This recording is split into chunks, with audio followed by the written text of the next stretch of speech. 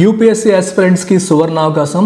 UPSC classes LTX క్లాసెస్లో మీరు offline మరియు ఆన్లైన్ రెండింటిలో కూడా పొందొచ్చు.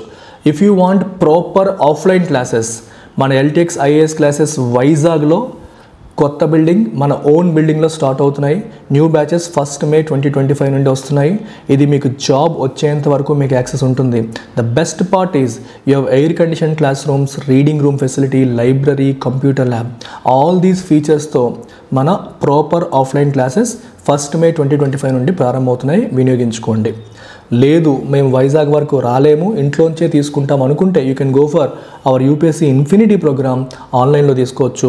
ఇందులో మీకు GS prelims cum mains, NCERT foundation, current affairs, CSAT, prelims test series, mains answer writing ఇవన్నీ మీకు ఆఫ్లైన్లో కూడా వస్తాయి. ఇది కేవలం 60,000 రూపాయలకే 5,000 పర్ మంత్ ఈఎంఐ ఆప్షన్తో లైఫ్ టైం వ్యాలిడిటీతో మీరు పొందవచ్చు.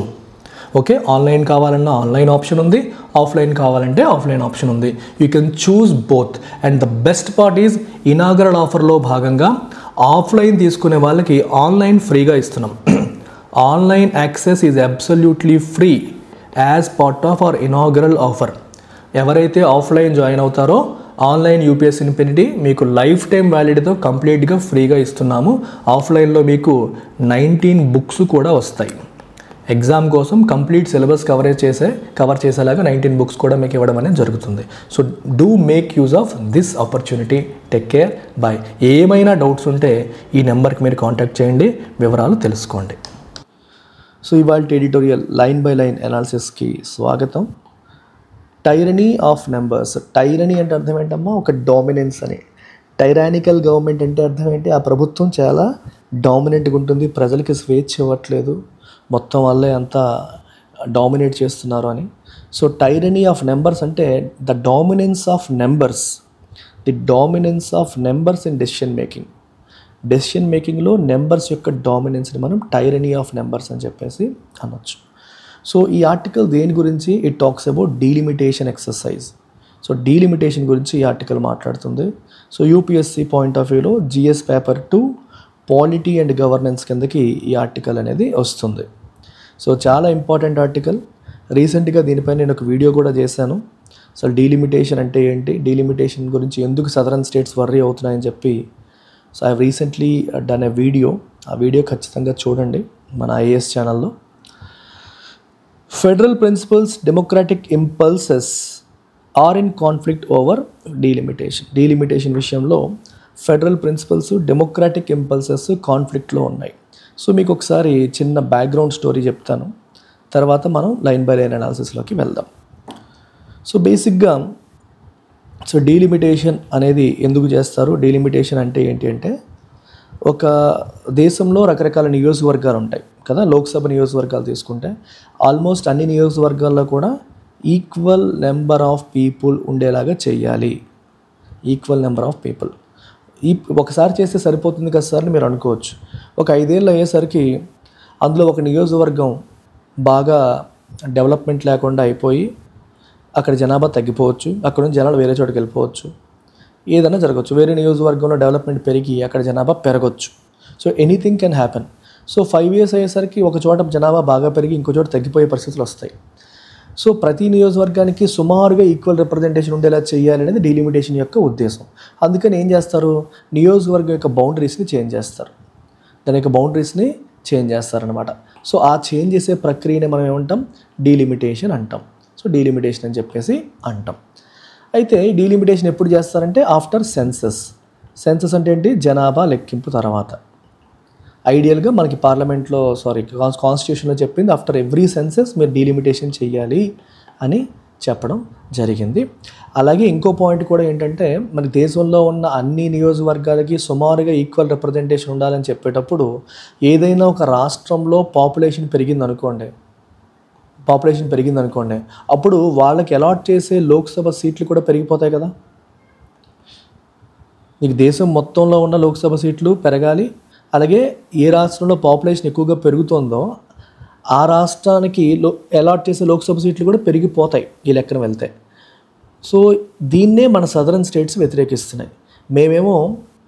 మేమేం చేస్తున్నామంటే, మేము కుటుంబ నియంత్రణ ఫ్యామిలీ ప్లానింగ్ పాలసీస్ని ప్రాపర్గా ఇంప్లిమెంట్ చేసాము మేము. ఇంప్లిమెంట్ చేయడం వల్ల మా జనాభాను మేము నియంత్రించుకున్నాము.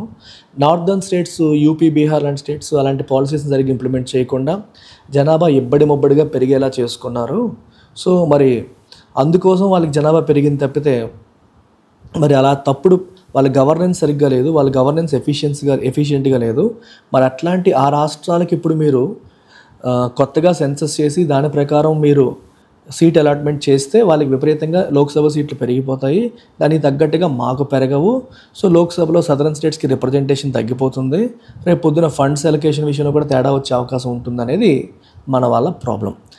సో అది ఫెడరల్ ఇష్యూ, అంటే రాష్ట్రాలకి ఉన్న పవర్ షేరింగ్లో తేడా వస్తుందనేది ఫెడరల్ ప్రిన్సిపల్. ఇంకోవైపు డెమోక్రాటిక్ ఇంపల్స్, అంటే మనకి ఏదైనా సరే కేటాయింపులు అనేది జనాభా ప్రాతిపదికన జరగాలనేది డెమోక్రాటిక్ ప్రిన్సిపల్. ఇప్పుడు ఒక రాష్ట్రంలో ఎక్కువ మంది జనాలు ఉన్నారంటే వాళ్ళ నీడ్స్ కూడా ఎక్కువ ఉంటాయి. అలాంటప్పుడు ఆ రాష్ట్రానికి మంచి చేయాలనుకోవడం తప్పు కాదు కదా అనేది డెమోక్రాటిక్ ఆస్పెక్ట్. సో ఈ రెండింటి మధ్య ఒక రకమైన కాన్ఫ్లిక్ట్ వస్తుంది ఇప్పుడు. సో ఎలా హ్యాండిల్ చేస్తారనేది చూడాలి. డీటెయిల్డ్ వీడియో నేను ఆల్రెడీ చేశానమ్మా, అందుకే ఇక్కడ మళ్ళీ కవర్ చేయట్లేదు. ఒకసారి ఆ వీడియో చెక్ చేయండి. డీలిమిటేషన్ సురేష్ సార్ లేదా డీలిమిటేషన్ ఎల్టెక్స్ క్లాస్ అని చెప్పి సెర్చ్ చేయండి. The call at an all party meeting chaired by Tamil Nadu Chief Minister M.K. Stalin in Chennai on Wednesday to freeze the strength of the Lok Sabha and state assemblies for 30 years beyond 2026 might seem like pushing away a pressing problem into the distant future. So Tamil Nadu chief minister MK Stalin ఒక all party meeting arrange చేశారు. తమిళనాడులో ఉన్న అన్ని రాజకీయ పార్టీలు అందులో participate చేయడం జరిగింది. సో ఈ మీటింగ్లో దేనికోసం అంటే to freeze the strength of Lok Sabha and state assemblies మరియు లోక్సభ స్ట్రెంగ్త్ని ఫ్రీజ్ చేసేయండి, దాన్ని చేంజ్ చేయొద్దు. ఓకే, ఫర్ 30 years బియాండ్ 2026, 2026 తర్వాత ఇంకో 30 ఏళ్ల పాటు చేంజ్ చేయొద్దు అని చెప్పేసి అలా డిమాండ్ చేయడం అనేది ఎంకే స్టాలిన్ చేస్తున్నారు. It might seem like pushing away a pressing problem. Pressing అంటే something that requires immediate attention. ఇమీడియట్గా మనం అటెన్షన్ పే చేసి అడ్రస్ చేయాల్సిన ఒక సమస్యని ప్రెస్సింగ్ ఇష్యూ అంటాం. సో దాన్ని ఇప్పుడు హ్యాండిల్ చేయకుండా డిస్టెంట్ ఫ్యూచర్లోకి విసిరేస్తున్నట్టుగా కనిపిస్తుంది. ఓకే, దానికోసం చేస్తున్న ప్రయత్నంలా కనిపిస్తుంది అని చెప్తుంది. The challenges in 2056 when delimitation is eventually taken up could be far more complex than those of the last exercise conducted after the delimitation commission was set up in 2002.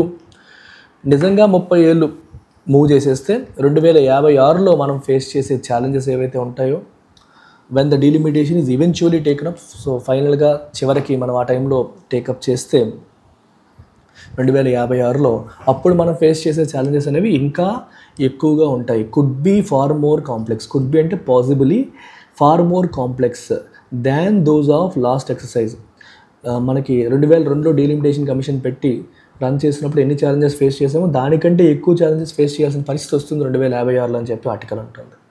Even if the northern states bring down the fertility rate to replacement level by that time, northern states replacement లెవెల్కి fertility రేట్ని తీసుకొచ్చినా సరే, okay, fertility rate అంటే అర్థం ఏంటమ్మా, ఎంతమంది జనాభా, ఎంతమంది పిల్లలు పుడుతున్నారు అనేది ఫర్టిలిటీ రేటు.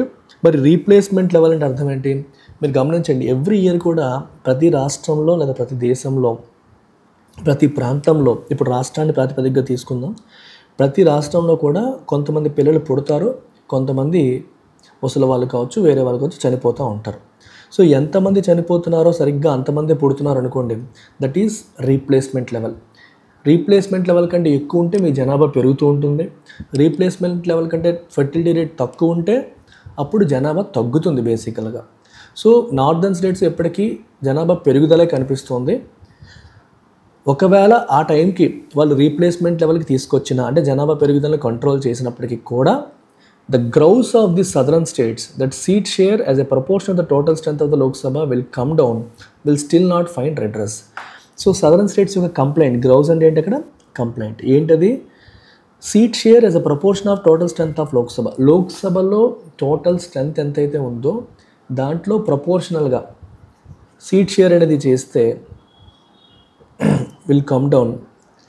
ఓకే, సో బేసిక్గా ఏమంటున్నారంటే వీళ్ళు లోక్సభలో ఎన్ని సీట్లు ఉన్నాయో ప్రస్తుతానికి తమిళనాడుకి ఒక certain percentage of seats allocate అయ్యాయి. కొత్త సెన్సస్ ప్రకారం డీలిమిటేషన్ ఎక్సర్సైజ్ చేస్తే యూపీకి బాగా ఎక్కువ పెరుగుతాయి, తమిళనాడుకి కొద్దిగా పెరుగుతాయి. సో ఓవరాల్గా షేర్ అనేది తగ్గిపోతుంది అనేది ఆయన చెప్తున్న పాయింట్. ఆ ప్రాబ్లంకి సొల్యూషన్ వస్తుందా? రిడ్రెస్ అంటే సొల్యూషన్, దానికి సొల్యూషన్ వస్తుందంటే రాదు. దానికి సొల్యూషన్ వచ్చే అవకాశమే లేదు. మీకు ఒక చిన్న పాయింట్ చెప్తాను చూడండి. ఇప్పుడు 1971 సెన్సస్ తర్వాత మనకి లోక్సభలో 543 లోక్సభ సీట్స్ ఉన్నాయి 1971 సెన్సస్ తర్వాత. అంతకుముందు అంతకంటే తక్కువ ఉండేవి. 1961 census, 1951 census. After every census ఈ డీలిమిటేషన్ కమిషన్స్ అనేవి సెటప్ చేసి లోక్సభ సీట్లు పెంచుకుంటూ వచ్చారు. సో 1971 తర్వాత 543, ఒరిజినల్గా 543 కాదు. తర్వాత 1981 సెన్సస్ జరగాలి, 91 జరగాలి, 2001 జరగాలి, 2011 జరగాలి. ఇవన్నీ మనం ఎక్స్పెక్ట్ చేస్తాం. ప్రతి సెన్సస్ జరిగిందంటే జరిగాయి. 2011 వరకు కూడా సెన్సస్లు అయితే జరిగాయి. కానీ లోక్సభ సీట్లు పెంచారా? పెంచలేదు. ఈ రోజు కూడా 1971లో పెట్టిన 543 ఉంచేశారు. ఎందుకంటే అప్పుడు 1976లో ఎమర్జెన్సీ ఉన్న టైంలో 42nd కాన్స్టిట్యూషనల్ అమెండ్మెంట్ యాక్ట్ తీసుకొచ్చి, ఇందిరాగాంధీ హయాంలో 42nd కాన్స్టిట్యూషనల్ అమెండ్మెంట్ యాక్ట్ తీసుకొచ్చి ఈ సీట్స్ని ఫ్రీజ్ చేశారు. ఎందుకు ఫ్రీజ్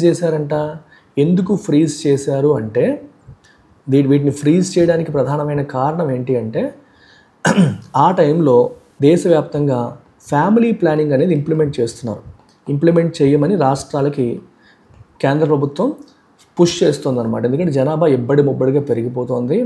ఈ జనాభాకి తగ్గట్టుగా మనం ఆహారాన్ని రెడీ చేయలేకపోతున్నాము, ఫుడ్ ప్రొడక్షన్ జరగట్లేదు, రకరకాల ప్రాబ్లమ్స్ వస్తున్నాయి.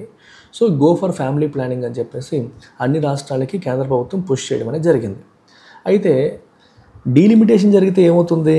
డీలిమిటేషన్ జరిగితే పాపులేషన్ ప్రాతిపదికన లోక్సభ సీట్లు పెరుగుతాయి. లోక్సభ సీట్లు పెరిగినప్పుడు రాష్ట్రాలకి అలాట్ అయ్యే సీట్లలో కూడా వేరియేషన్ వచ్చేస్తుంది. ఇప్పుడు లోక్సభ సీట్లు 10% పెరిగాయి అనుకోండి, యూపీకి 20% పాపులేషన్ పెరిగింది అనుకోండి, ఏపీకి 5% పాపులేషన్ పెరిగింది అనుకోండి. సో మీరు గమనించాలి, అప్పుడు ఏమవుతుందంటే యూపీకి ఇచ్చే సీట్లో పెరుగుదల ఎక్కువ ఉంటుంది, ఏపీకి వచ్చే సీట్లో పెరుగుదల తక్కువ ఉంటుంది. సో ఈరోజు ఏపీ కన్నా యూపీకి కొంచెం ఎక్కువ ఉన్నాయి, కానీ రేపొద్దున్న ఏపీ కన్నా యూపీకి ఇంకా ఎక్కువైపోతాయి. ఈవెన్ పర్సంటేజ్ టర్మ్స్లో తీసుకున్నా బాగా ఎక్కువైపోయే పరిస్థితి వస్తుంది. అంటే ప్రతిసారి జనాభా ప్రాతిపదికన చేస్తే ఎక్కువ జనాభా ఉన్న రాష్ట్రాలకి లోక్సభ సీట్లు పెరిగిపోతూ ఉంటాయి, తక్కువ జనాభా పెరుగుదల తక్కువ ఉన్న వాళ్ళకి తగ్గిపోతూ ఉంటాయి. సో అప్పుడు ఎవరు ఫ్యామిలీ ప్లానింగ్ చేయరు. అన్ని రాష్ట్రాలు పోటీ పడి పిల్లల్ని కనమని చెప్తారు, ఎంకరేజ్ చేస్తారు పీపుల్ని. ఫ్యామిలీ ప్లానింగ్ని ఎంకరేజ్ చేయని పరిస్థితి మనకి దోపరిస్తుంది. అది జరగకుండా ఉండాలని చెప్పేసి 42nd కాన్స్టిట్యూషన్ అమెండ్మెంట్ యాక్ట్లో ఏం చేశారంటే ఒక 25 సంవత్సరాల పాటు 25 years పాటు ఈ లోక్సభ సీట్లు మారవు, 543 ఉంటాయి. సో మీరు వేరే ఆలోచనలు పెట్టుకోకుండా ఫ్యామిలీ ప్లానింగ్ని ఇంప్లిమెంట్ చేయండి అని చెప్పారు. సో అంటే 1976కి 25 years అంటే 2001. సో 2001 వరకు 543 సీట్సే ఉంటాయి, అది మారదు అని చెప్పడం జరిగింది. సో అప్పుడు రాష్ట్రాలన్నీ కూడా ఫ్యామిలీ ప్లానింగ్ ప్రాసెస్లోకి వెళ్ళాయి. ఎస్పెషల్లీ సదరన్ స్టేట్స్ చాలా బాగా వాటిని ఇంప్లిమెంట్ చేసి జనాభాని నియంత్రించగలిగాయి, అంటే జనాభా పెరుగుదలని నియంత్రించాయి. కానీ నార్దర్న్ స్టేట్స్ అంత ఎఫెక్టివ్గా చేయకపోవడం వల్ల నార్దర్న్ స్టేట్స్ యొక్క పాపులేషన్ విపరీతంగా పెరిగిపోయింది. సో 2001 వచ్చాక ఇంక ఇమీడియట్గా ఈ ఫ్రీజ్ అనేది ఆగిపోయింది. కాబట్టి కొత్త డీలిమిటేషన్ కమిషన్ 2002లో వేశారు. సో కొత్త డీలిమిటేషన్ కమిషన్ వేసి దాని ప్రకారం మళ్ళీ లోక్సభ సీట్లు పెంచాలి అనుకున్నారు. కానీ అప్పుడు కూడా అపోజిషన్ వచ్చింది, ఎందుకంటే సదరన్ స్టేట్స్ ప్రాపర్గా వీటిని ఇంప్లిమెంట్ చేశాయి, నార్దర్న్ స్టేట్స్ సరిగ్గా ఇంప్లిమెంట్ చేయట్లేదు. ఈ టైంలో మళ్ళీ మనం లోక్సభ సీట్లు పాపులేషన్ ప్రకారం పెంచుతాము అంటే నార్దర్న్ స్టేట్స్ మొత్తం ఆపేస్తాయి, ఇంకా ప్రాసెస్లో ఇంకా ఫ్యామిలీ ప్లానింగ్ చేయడమే మానేస్తాయని భయపడి 84th కాన్స్టిట్యూషనల్ అమెండ్మెంట్ యాక్ట్ తీసుకొచ్చి దీన్ని ఇంకొక 25 years ఫ్రీజ్ చేయడం జరిగింది. ఇంకొక 25 సంవత్సరాల పాటు దీన్ని మార్చొద్దు, 543 సీట్సే మెయింటైన్ చేయాలని చెప్పారు. సో ఆ రకంగా 2026 అంటే నెక్స్ట్ ఇయర్, సో 2026 వరకు ఈ 543 సీట్సే ఉంటాయి, అది మారదు అని చెప్పడం జరిగింది. సో అప్పుడు ఏం చెప్పారంటే 2026 తర్వాత ఎప్పుడైతే మళ్ళీ సెన్సస్ జరుగుతుందో, ఎప్పుడు జరగాలి లెక్క ప్రకారం 2031లో జరగాలి.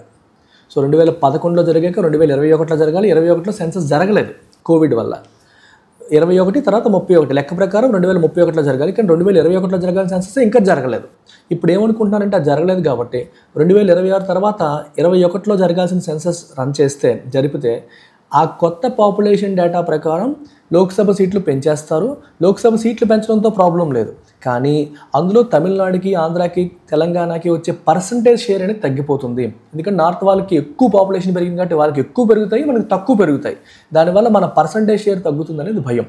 అందుకని ఇప్పుడు స్టాలిన్ ఏమంటున్నారు, 2026 నుంచి ఇంకో 30 ఏళ్ళు వాయిదా వేసేయండి అంటున్నారు. 543 సీట్సే ఉంచేయండి, ఫ్రీజ్ చేసేయండి, ఇంకొక 30 ఏళ్ల పాటు మార్చొద్దు, అప్పుడు మాకున్న షేర్ అయితే మారదు కదా అనేది ఆయన యొక్క ఉద్దేశం. ఇది స్టోరీ చెప్పకపోతే అర్థం కాదు. I hope the story is clear to all of you.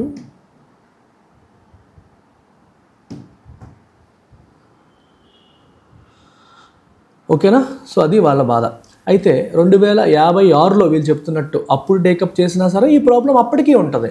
అంటే ఈ నార్దర్న్ స్టేట్స్ అనేవాళ్ళు వాళ్ళు పాపులేషన్ అప్పటికి కంట్రోల్ చేసినప్పటికీ, కానీ ఆల్రెడీ వాళ్ళకి బాగా పెరిగిపోయింది కాబట్టి వాళ్ళకి ఎక్కువ షేర్ వెళ్తుంది అనే దాంట్లో డౌట్ లేదు. Moreover the imbalance in the number of electors across constituencies varies in each state. ప్రతి స్టేట్లో ఉన్న ఎలెక్టర్స్ అక్రాస్ డిఫరెంట్ కాన్స్టిట్యుయెన్సీస్ కూడా, ఎలక్టర్ అంటే ఎవరమ్మా, ఎలక్షన్లో పార్టిసిపేట్ చేసేవాళ్ళు, ఓట్లు వేసేవాళ్ళు ఎలక్టర్స్, పోటీ చేసేవాళ్ళు కాదు, ఓట్లు వేసే వాళ్ళని మనం ఎలక్టర్స్ అంటాము. అందులో కూడా ఇంబ్యాలెన్స్ అనేది ఉంది, అది కూడా ఈచ్ స్టేట్లో వేరీ అవుతుంది. Between 2004 the last general election before the 2008 delimitation and 2024 the countries electorate has grown by approximately 45%. Electorate అంటే ఓటు వేసే హక్కు ఉన్న వాళ్ళని మనం ఎలక్టోరేట్స్ అని చెప్పి అంటాం. ఇన్ జస్ట్ అబౌట్ 15 years, 15 సంవత్సరాల్లో there has been significant malapportionment in many constituencies. Malapportionment అంటే అర్థం ఏంటి, డిస్ట్రిబ్యూషన్ సరిగ్గా లేకపోవడం, డిఫరెంట్ కాన్స్టిట్యుయెన్సీస్ మధ్య పాపులేషన్ సిమిలర్గా లేకపోవడాన్ని మనం మ్యాల్ అపార్షన్మెంట్ అంటాం. In Karnataka, Bengaluru north has 3.2 million voters. Bengaluru నార్త్లో 3.2 million ఓటర్స్ ఉన్నారు. While Udupi Chikmagalur with an electorate of just under 1.6 million has less than half that number.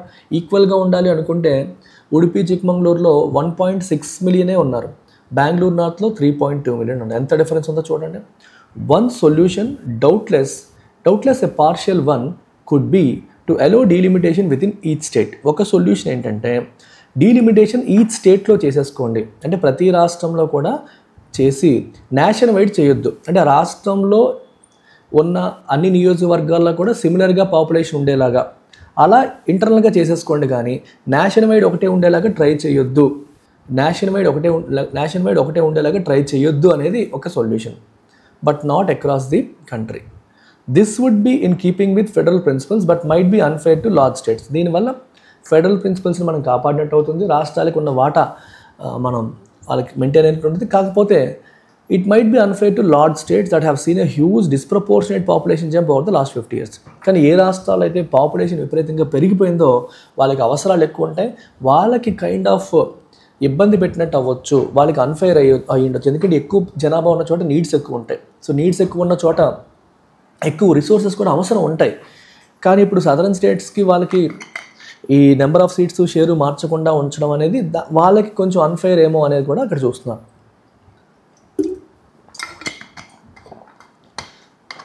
The concerns of the southern states regarding a potential unfair outcome are valid. So southern states యొక్క concerns కూడా వ్యాలిడే, ఎందుకంటే మాకు ఒక potential unfair outcome వచ్చే అవకాశం ఉంది అని చెప్పేసి వాళ్ళు అనుకుంటున్నారు. సో వాళ్ళ యొక్క concerns valid. There is a risk of losing significant representation in the Lok Sabha if population strictly governs seat allocation. So there is a risk of losing significant representation in the Lok Sabha. Lok Sabhalo significant representation కోల్పోయే అవకాశం ఉంటుంది. మీరు population బట్టే seat allocation చేస్తే ఖచ్చితంగా northern స్టేట్స్కి సీట్లు విపరీతంగా పెరుగుతాయి, సదరన్ స్టేట్స్కి తక్కువ పెరుగుతాయి. However, అయితే the constitution recognizes that apportionment should be done as so far as practicable. So constitution ఏం చెప్పింది, ఎంత వీలైతే అంత ప్రాక్టికల్గా మీరు అపార్చన్మెంట్ చేయాలని చెప్పింది. Allowing room for considerations beyond mere numbers. Only numbers బట్టే కాదు, వేరే అదర్ ఆస్పెక్ట్స్ కూడా మీరు చూడొచ్చు. ఏంటి ఎంత ప్రాక్టికల్ అయితే అంత ప్రాక్టికల్గా మీరు చేయాలని చెప్పేసి కాన్స్టిట్యూషన్ చెప్తోంది. Mr. Stalin has expressed apprehension that if the 2026 census data is used as a basis for delimitation, 2026 census data ఇంక జరగలేదు, ఆ సెన్సస్ చేసి దాన్ని బేసిస్ కింద వాడితే and Tamil Nadu seat share is reduce, Tamil Nadu యొక్క సీట్ షేర్ తగ్గిపోతే it would lead to indelible injustice, అది చెరగని అన్యాయం. సో కలకాలం నిలిచిపోయి, ఇండెలిబుల్ అంటే something that cannot be changed, మార్చలేని పర్మనెంట్ అన్యాయం మాకు చేసినట్టు అవుతుందని చెప్పి ఆయన అంటున్నారు. The all-party meeting rightly pointed out that Tamil Nadu is not opposed to delimitation per se. మేము డీలిమిటేషన్కి వ్యతిరేకమని కాదు, but that the process should not penalise progressive states. అంటే ఏ స్టేట్స్ అయితే అభివృద్ధి చెందాయో, ఏ స్టేట్స్ అయితే గవర్నెన్స్ బాగా చేశాయో ఆ స్టేట్స్ని పెనలైజ్ చేయకూడదు, అది మేము చెప్పాలనుకుంటున్న పాయింట్ అని చెప్పి తమిళనాడు అంటోంది. Since delimitation has remained a contentious issue, so delimitation అనేది ఒక కంటెన్షియస్ అంటే ఒక వివాదాస్పదం ఇష్యూగా ఉండిపోయింది. ఈ టైంలో అది సార్ట్అవుట్ అవ్వలేదు. The union government should build a consensus on the terms of reference for the next delimitation commission. So union government తొందరపడకుండా అన్ని రాష్ట్రాలతో కూర్చొని మాట్లాడి ఒక కన్సెన్సస్ లేదా ఏకాభిప్రాయాన్ని బిల్డ్ చేయాలి ఆన్ టర్మ్స్ ఆఫ్ రెఫరెన్స్. అసలు ఏంటి, దేని రెఫరెన్స్గా తీసుకొని మనం డీలిమిటేషన్ కమిషన్ పనిచేస్తుంది అనేది నిర్ణయించాలి అని చెప్పేసి రాశారు. A transparent and inclusive approach can help restore the missing trust between the ruling party at the center and the non-BJP opposition. ట్రాన్స్పరెంట్గా, ఇన్క్లూజివ్గా అంటే పారదర్శకంగా అందరినీ కలుపుకొని మీటింగ్స్ పెట్టి డిస్కషన్ చేస్తే దానివల్ల రూలింగ్ పార్టీకి అట్ ద సెంటర్కి నాన్ బీజేపీ అపోజిషన్కి మధ్య ఉన్న ట్రస్ట్ అనేది రెస్టోర్ అయ్యే అవకాశం ఉంటుంది అని చెప్పి అంటున్నారు. Moreover those advocating for an early delimitation, ఎర్లీగా డీలిమిటేషన్ చేయాలని కోరుకుంటున్న వాళ్ళు, రికమెండ్ చేస్తున్న వాళ్ళు ఎవరైతే ఉన్నారో should respect the constitution's federal character, వాళ్ళు కాన్స్టిట్యూషన్ యొక్క ఫెడరల్ క్యారెక్టర్ని రెస్పెక్ట్ చేయాలి and demonstrate flexibility in addressing regional concerns. So regional కన్సర్న్స్ని అడ్రస్ చేసే విషయంలో ఫ్లెక్సిబిలిటీని వాళ్ళు డిమాన్స్ట్రేట్ చేయాలి, ఓకే అని అంటున్నారు. సో ఫ్లెక్సిబుల్గా ఉండాలని చెప్పి వాళ్ళు అంటున్నారు. సో ఇది story of today's article, important article. Tone of the author ఏంటి, ఈ ఆర్టికల్ యొక్క టోన్ ఆఫ్ ది ఆథర్ మీరు గమనిస్తే ఏం చెప్తారమ్మా, ఆప్టిమిస్టిక్ అండ్ సెలబ్రేటరీయా, no, analytical and cautionary. So సిచ్యువేషన్ని ఆర్టికల్ అనలైజ్ చేస్తోంది, కాషన్ చెప్తోంది, జాగ్రత్త చెప్తోంది. సో ఆన్సర్ మీరు చేయండి ఈ క్వశ్చన్కి.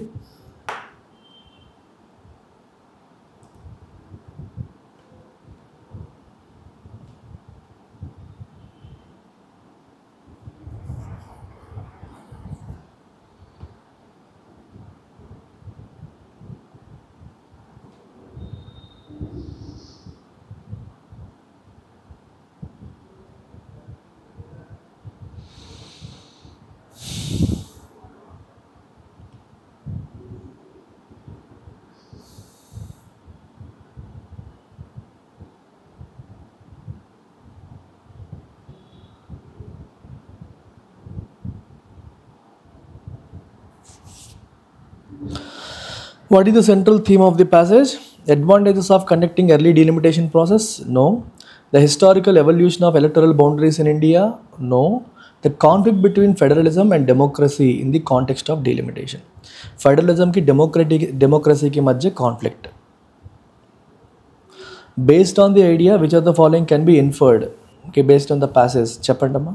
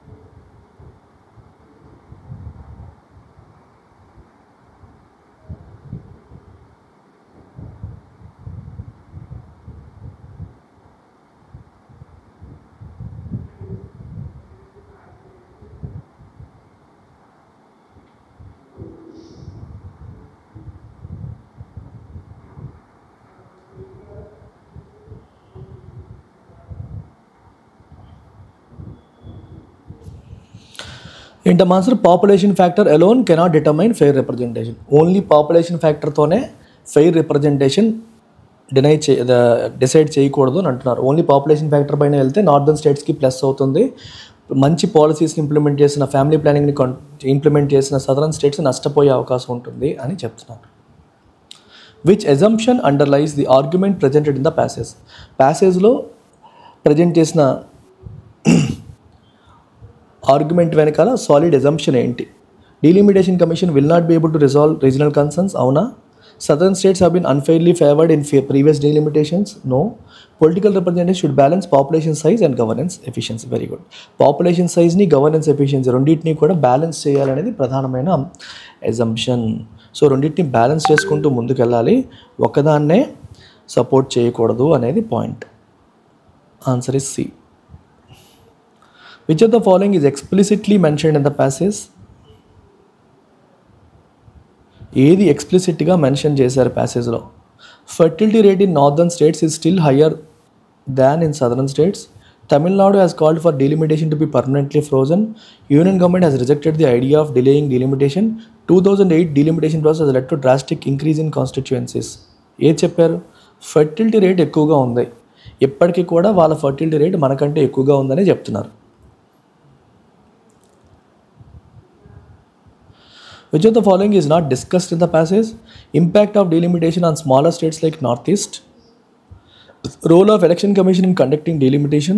Historical background of previous delimitation exercises. Political stance of BJP regarding delimitation.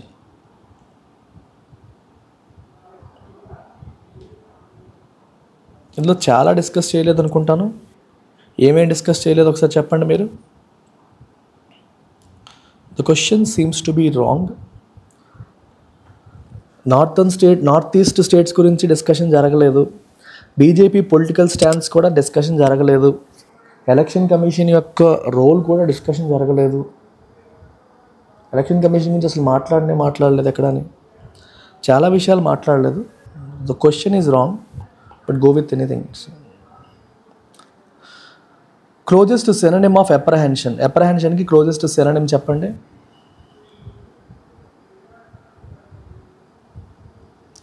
Apprehension అంటే ఏం చెప్పాను?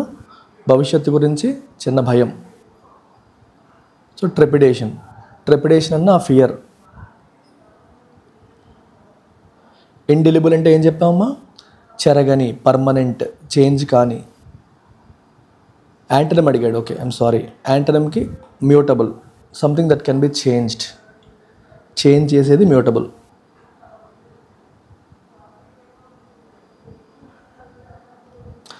ఫైండ్ రెడ్రెస్ అంటే solution.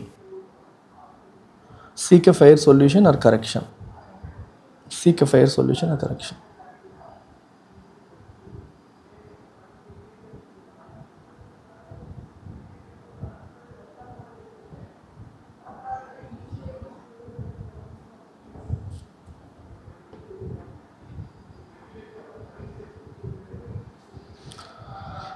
Okay, so let's skim through the second article. నిన్న చేయలేదు, ఈరోజు చేసేద్దాం. Trump seems oblivious to the long term consequence of his policies. తను తీసుకుంటున్న పాలసీస్ యొక్క లాంగ్ టర్మ్ కాన్సిక్వెన్సెస్ ఏమవుతాయి అనేది ఆయన పట్టించుకున్నట్టుగా, అవి ఆయనకి కనిపించినట్టుగా కనిపిస్తోంది అంటున్నారు. Trump bully pulpit of his first joint address. Bully అంటే ఏంటమ్మా? భయపెట్టడం. దాన్ని యూజ్ చేశాడు కాంగ్రెస్లో టు ఎంఫసైజ్ అంటే నొక్కి చెప్పడం. అమాంగ్ అదర్ ప్రయారిటీస్ ఏంటది? His intent to up the ante on trade war ఇంకా పెంచేస్తాను. ఇప్పుడు ఏదైతే మనం స్టార్ట్ చేసామో అది ఇంకా దాని ఇంటెన్సిటీ పెంచాలనే ఉద్దేశం నాకు ఉంది అని చెప్పేసి ట్రంప్ చెప్తున్నారు. సో ఇండియా పైన, చైనా పైన, కెనడా పైన, మెక్సికో పైన ఆల్రెడీ టారిఫ్లు వేశారు, ఇంకా పెంచుతానని చెప్పేసి ట్రంప్ అంటున్నారు. So numerous Democratic law makers walkout చేశారు కాంగ్రెస్ నుంచి. ఆ టైంలో ఈయన అలాంటి పరిస్థితుల్లో he flagged his administration's 100 executive orders, 100 executive orders, 400 executive actions to date as proof of his fifth and underlining action. So మేము చాలా ఫాస్ట్గా యాక్షన్ తీసుకుంటామని చెప్పడానికి ఆయన ఇప్పటివరకు ఎన్ని ఆర్డర్స్ ఇచ్చారు ఏంటనేది మొత్తం అంతా ప్రూఫ్ కింద చూపించారు. అంటే మేము ఏదైనా ఫాస్ట్గా తీసుకుంటాము, టైం వేస్ట్ చేయము అని చెప్పడం అనమాట ఆయన ఉద్దేశం. Including on issues critical to American వాటర్స్కి చాలా క్రిటికల్ అయిన ఇష్యూస్ గురించి కూడా మేము చాలా ఫాస్ట్గా యాక్షన్ తీసుకున్నామని ఆయన చెప్తున్నారు. ఏంటది? ఎనర్జీ కాస్ట్ తగ్గించడం కావచ్చు, సావేజ్ కాన్ఫ్లిక్ట్. సో సావేజ్ అంటే ఏంటమ్మా, వైలెంట్ అని, యుక్రెయిన్లో కాన్ఫ్లిక్ట్ని ఆపడానికి ప్రయత్నం చేయడం కావచ్చు, ఇవన్నీ కూడా మేము చేస్తున్నామని కూడా ఆయన చెప్పారు. ఆయన స్పీచ్లో ఇంకా ఏం చెప్పారంటే అమెరికా యొక్క withdrawal from Paris climate accord గురించి కూడా మాట్లాడారు, WHO నుంచి విత్డ్రా అవడం గురించి మాట్లాడారు, UN హ్యూమన్ రైట్స్ కౌన్సిల్ నుంచి విత్డ్రా అవడం గురించి మాట్లాడారు. At the same time he also reiterated his administration's commitment to the mantra of fossil fuel exploitation. Fossil ఫ్యూల్ని ఎక్స్ప్లాయిట్ చేయాలి అనే మంత్ర, డ్రిల్ బేబీ డ్రిల్, అంటే మన దగ్గర చాలా ఉంది ఫాజిల్ ఫ్యూల్, దాని అంతటిని మనం తీసుకోవాలి, విదేశాలకి మనం ఎక్స్పోర్ట్ చేయాలి, వాటి ద్వారా అమెరికా ఇంకా రిచ్ అయిపోవాలి అనే కమిట్మెంట్ కూడా ఆయన మళ్ళీ చెప్పారు. As the key approach to bringing down energy prices. వీటి ప్రైసులు తగ్గాలంటే మన దగ్గర ఉన్నవి ఇంకా డ్రిల్ చేసి సప్లై పెంచాలనేది ఆయన యొక్క ఉద్దేశం. అలాగే వోక్ కల్చర్కి వ్యతిరేకంగా కూడా ఆయన మాట్లాడారు. And getting men out of women's sports. Okay, women's sports నుంచి మెన్ని బయటికి తీసుకురావాలని as he had promised in his election campaign.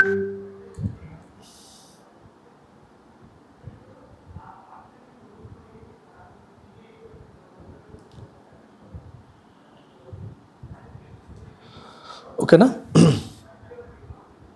Woke culture అంటే ఏంటమ్మా, what is the meaning of woke? Work కాదు అది, woke, WOKE, woke culture.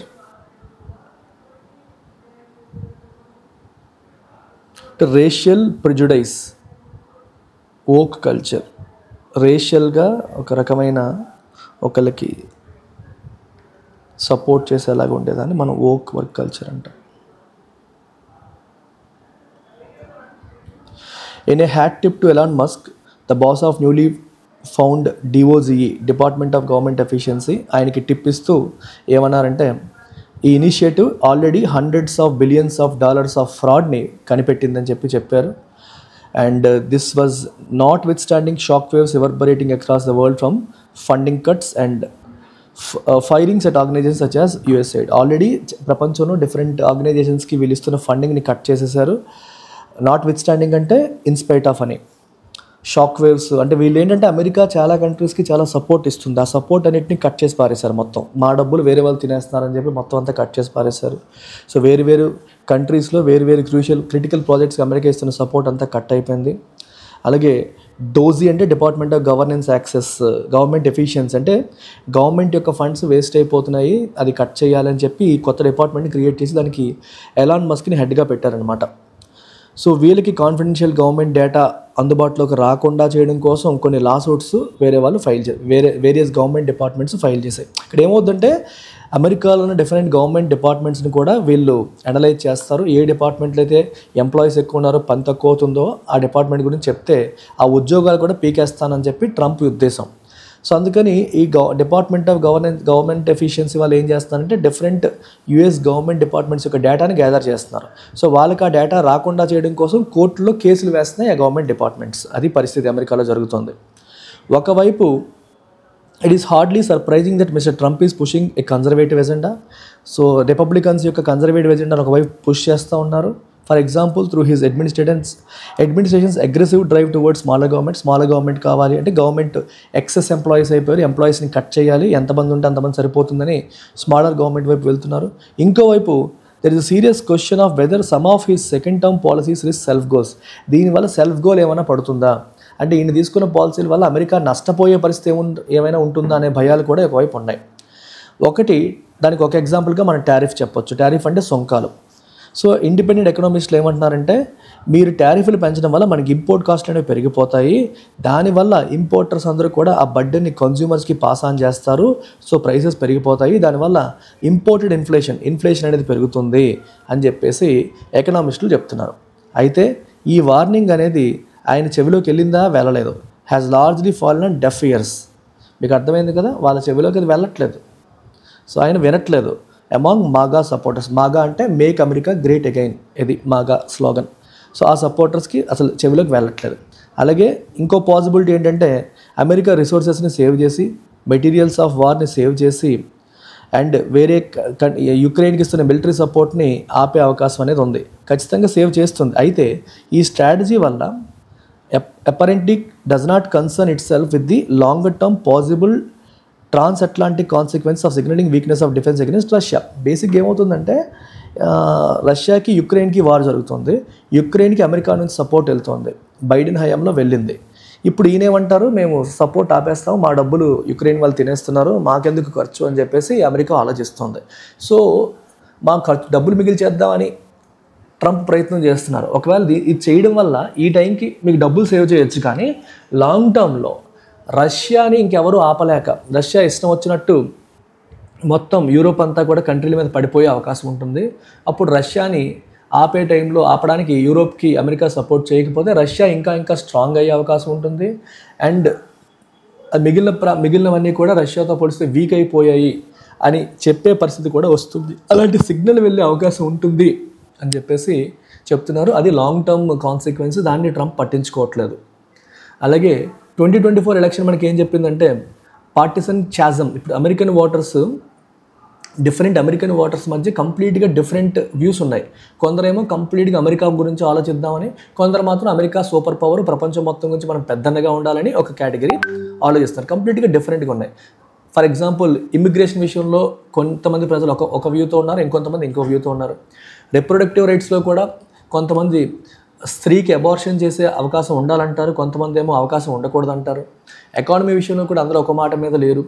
And ఇవన్నీ పరిస్థితులు ఉన్నాయి. ఇలాంటి సిచ్యువేషన్లో the tone and tenor of second Trump administration confidence ఇస్తుందా మనకి? ఆయన మాట్లాడే విధానం కావచ్చు, ఆయన పద్ధతి కావచ్చు, నమ్మకాన్ని ఇస్తుందా? ఇప్పుడు ప్రజల మధ్య ఉన్న గ్యాప్ బ్రిడ్జ్ అయ్యే అవకాశం ఉందా? లేదు, ఇంకా గ్యాప్ పెరిగిపోవడానికి అవకాశం ఉన్నట్టుగా మనకి కనిపిస్తోంది. ఇది పరిస్థితి. సో నేను క్విక్గా చెప్పేశానమ్మా story. So tone of the article ఏంటి? Without a doubt critical and foreboding. So Trump పాలసీస్ని క్రిటిసైజ్ చేస్తూ భవిష్యత్తులో చెడు జరగబోతోంది అన్నట్టుగా ఈ ఆర్టికల్ మనకి చెప్తోంది. So it is the tone of the passage. Central theme of the passage మీరు చెప్తారా? Trump's strong leadership in tackling international ఛాలెంజెసా? నో. ఆయన ఏం చేస్తున్నారు, ఏం లీడర్షిప్ తీసుకుంటున్నారు? Potential risks and long term consequence of Trump's policies. Yes, Trump తీసుకున్న policies యొక్క రిస్క్లు అండ్ లాంగ్ టర్మ్ కాన్సిక్వెన్సెస్ గురించి దీంట్లో మాట్లాడడం అనేది జరుగుతుంది. So main idea is that foreboding చెప్పాను కదా ఆల్రెడీ. ఫోర్బోర్డింగ్ అంటే భవిష్యత్తులో ఏదో జరగబోతుంది అన్న టెన్షన్, భయపడ్డం. స్లామ్ అంటే క్రిటిసైజ్ చేయడం. స్లామ్ అంటే ఏంటమ్మా? క్రిటిసైజ్ చేయడం అని అర్థం. విమర్శించడం, తప్పు పట్టడం.